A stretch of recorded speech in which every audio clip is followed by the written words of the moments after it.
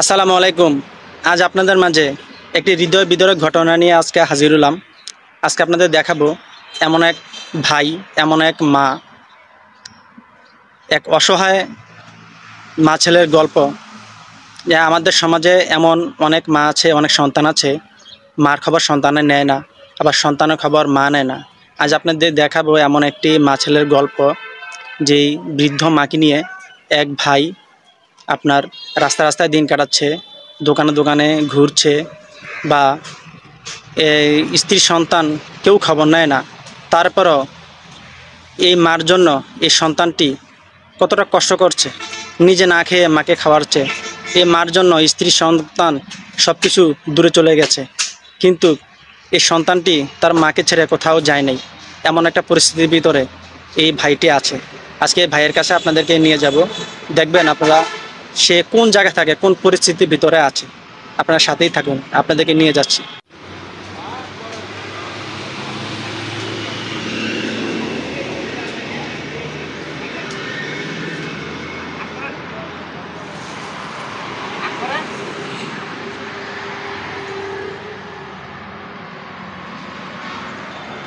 সুপ্রিয় দর্শক মণ্ডলী, আপনারা দেখতে পাচ্ছেন যে যে ভাইটির কথা এতক্ষণ আমি বলছিলাম, সে ভাইটির এখানে আসলাম। এখন এসে কি দেখতে পাচ্ছি যে মাটি অসুস্থ, মাটি খেতে পারছে না।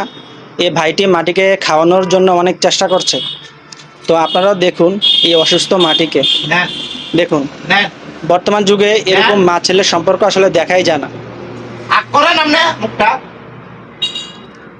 দেখুন, অসুস্থ মাকে কত কষ্ট করে খাওয়ানোর চেষ্টা, অসুস্থ মাকে কত সুন্দর করে সেবা যত্ন করছে। মাটি অসুস্থ, কিন্তু এই মা ছেলের পিছনে আসলে কেউ নাই, এই মা ছেলের পাশে আসলে কেউ নাই। আত্মীয় স্বজন, ভাই বন্ধু, স্ত্রী সন্তান, আসলে কেউ নাই। খুবই অসহায় পরিস্থিতির মধ্যে দিন কাটাচ্ছে এই ছেলেটি আর এই মাটি, আপনারা দেখতে পাচ্ছেন।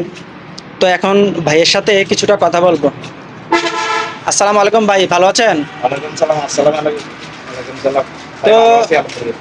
তো ভাই, এখন আপনাদের মাঝে আসলাম যে খোঁজ পেলাম যে আপনাদের এই মা ছেলের গল্প নিয়ে কিছু কথা শুনলাম। তো আজকে আমি নিজে আসলাম আপনাদেরকে দেখার জন্য। তো আপনার বাড়িঘর তো আসলে কিছুই নেই শুনলাম। না ভাইজান, বাড়িঘর কিছু নেই। তো এই বর্তমানে এই যে জায়গাটি থাকেন, আসলে এটা কি দোকান না গ্যারেজ? এটা গ্যারেজ ভাইয়া। এটা গ্যারেজ? জি ভাইয়া। তো এখানে কি আছে কতদিন ধরে থাকেন? এই আজকে ধরেন 5-6 বছর হয়ে গেল আসলে। ও, তাহলে আপনার নিজের বাড়িঘর আসলে কিছু নেই? বাড়িঘর আপনার টোটাল কিছু নাই। আমি একবারও সৈন্য হাতে, মানে কি আমি আমার মতো নিঃস্ব মানুষ বাংলাদেশের ভিতরে আর কেউ নেই। তো আপনি আসলে কি কাজ করেন? আমি আপনার আগে অটো চালাইতাম, তখন আমার ট্রেন থেকে ফিরে যাওয়ানোর পর থেকে আমি আর কর্ম বন্ধ হয়ে গেছে, আমি আর কিছু করতে পারিনি। তো অটো কি আপনার নিজের? জি না, ভাড়া চালাইতাম। ভাড়া অটো চালান? জি জি। মানে ঠিক মতো চালাতে পারেন না? না, এখন আর টোটালি চালাতে পারি না। তো আপনার এই যে মা আছে, কতদিন যাবত অসুস্থ? আল্লাহ বাঁচালে আজকে পড়ছে যে আপনার ধরেন 1 মাস হয়ে যাবে। 1 মাস হয়ে যাবে? তো 1 মাসের থেকে 2-3 দিন কম আর। তো 1 মাস বা ধরেন না, প্রায় 1 মাস। 1 মাস হয়ে গেছে। তো এই 1 মাসে আসলে আপনি কিভাবে চলছেন? এই আল্লাহ দিলে আপনার মানুষের থেকে আপনার সাহায্য তুলছি, মানে কালেকশন করছি, কালেকশন করে তারপর আল্লাহ পাকে লাভিন আলামিনে আমাদের চালাইতেছে। তো এখন ডাক্তার কি বলছে? ডাক্তাররা বলছে যে আপনার এটা হাড়টা জোড়া নেবে না। ভেঙে গেছে? হ্যাঁ ভেঙে গেছে, মানে কি ফাইটে গেছে গা, আগে জোড়াটার থেকে ফাইটে গেছে। তো সুপ্রিয় দর্শক মণ্ডলী, আপনারা দেখতে পাচ্ছেন এই অসুস্থ মাটিকে আর এই ভাইটিকে। কত হৃদয় বিদারক ঘটনা আপনারা দেখেন। আমাদের সমাজে আসলে এমন সম্পর্ক আসলে দেখা যায় না। ছেলে মেয়ে কেউ নাই, স্ত্রী সন্তান আসলে থেকেও কেউ নাই, আত্মীয় স্বজন কেউ নাই। এই অসুস্থ মাটিকে নিয়ে এই ভাইটি এই রাস্তার পাশে এমন একটি ভাঙাচোরা গ্যারেজে, আপনারা দেখেন, এমন একটি ভাঙাচোরা গ্যারেজে বসবাস করতেছে। এই ভাইটি মাকে ফেলে কোথাও যেতেও পারছে না। দেখুন আপনার অবস্থা। এই ভাইটি অটো চালাতো, আবার নিজের না, আপনার ভাড়া অটো চালাইতো। একদিন চালাইলে একদিন চালাতে পারতো না, কিন্তু বর্তমানে সেটাও বন্ধ। কারণ এই অসুস্থ মাটিকে রেখে আসলে কোনো দিকে যাওয়ার মতো পরিস্থিতি নাই। কারণ ভাইটি যদি এখন মাটিকে ছেড়ে চলে যায়, এই মাটিকে কে দেখবে? যদি বিছানা থেকে পড়ে যায় বা কোনো সমস্যা হয়, কে দেখবে? তো সেই কথা চিন্তা করে ভাইটি আসলে কোনো কাজে কর্ম যেতে পারতেছে না, ঠিকমতো চিকিৎসাও করতে পারতেছে না। এখন এই ভাইটির চিকিৎসার জন্য আসলে অনেক টাকা প্রয়োজন এই মাটিকে চিকিৎসা করানোর জন্য। তো এখন দেশবাসীর কাছে এই ভিডিওটি আসলে তুলে ধরার উদ্দেশ্য হলো যে আমরা আসলে অনেকে অনেক টাকা পয়সা আসলে বিভিন্ন কাজে খরচ করি, অনেক টাকা অপচয় করি। তো এই সেখান থেকে যদি কিছু টাকা এই মাটির জন্য যদি কেউ সহযোগিতা করতেন তাহলে এই মাটি হয়তো সুস্থ হতো, এই ভাইটি হয়তো কিছুটা ভাইটির হয়তো কিছুটা কষ্ট কমতো। আপনারা দেখতে পাচ্ছেন এই মাটিকে কত কষ্ট করে চেষ্টা করছে যে ওষুধ খাওয়ানোর জন্য। শুনলাম এখন নাকি এই ভাইটির কাছে কোনো টাকা পয়সা নাই, আসলে মাটিকে নিয়ে অনেক কষ্টে আছে, চিকিৎসা চালাতে পারতেছে না, অনেক টাকা প্রয়োজন। তো আপনাদের যে আপনাদের যারা ভাইয়েরা আছেন তাদের কাছে একটাই আবেদন, এই ভিডিওটি আপনারা বেশি বেশি করে শেয়ার করে দিবেন। আপনারা টাকা পয়সা দেওয়া সাহায্য করতে নাই পারেন, কিন্তু অন্তত একটা শেয়ার করলেও অনেক সহযোগিতা হবে।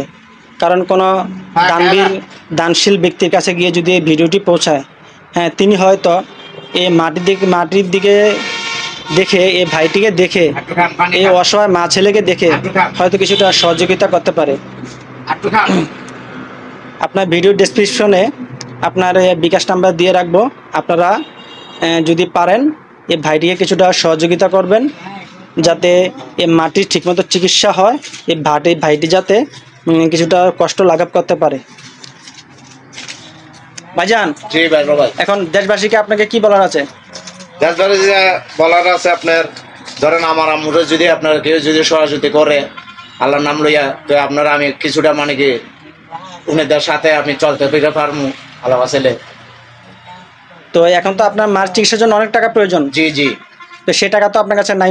নাই ওরকম, যার যে দুটুকু আছে দুটুকু মানে কি করতেছি আমি আম্মুর জন্য। আচ্ছা, ঠিক আছে। তো প্রিয় দেশবাসী, আপনাদের কাছে আকুল আবেদন, আপনারা এই ভাইটিকে একটু সহযোগিতা করবেন, বিকাশ নাম্বার দিয়ে রাখবো। আপনারা যে যা পারেন ভাইটিকে একটু হেল্প করবেন, আর যদি নিজেরা টাকা পয়সা দিয়ে হেল্প করতে না পারেন ভিডিওটা অন্তত শেয়ার করে দিবেন, কারণ আপনারা একটি শেয়ারের মাধ্যমেই এই ভাইটি অনেকটি সাহায্য সহযোগিতা পেতে পারে।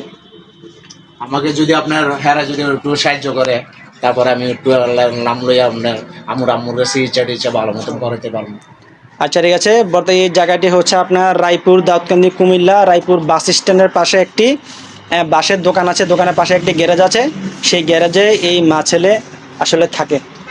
তো সবাইকে ধন্যবাদ, আপনারা ভিডিওটি বেশি বেশি শেয়ার করে দিবেন। আসসালামু আলাইকুম।